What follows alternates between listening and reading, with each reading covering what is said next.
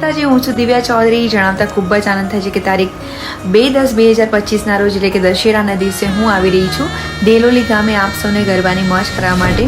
મહાકાળી માતાજી, મા અંબાજી અને વેરાઈ માતાજીના ફૂલોના ગરબાનું ભવ્ય આયોજન કરવામાં આવ્યું છે. આ પ્રસંગે આપ સૌને હાર્દિક આમંત્રણ છે. જરૂરથી પધારો. આપણે બધાએ માતાજીના ગુણલા ગઈએ અને ગરબાની મોજ કરીએ. જય માતાજી.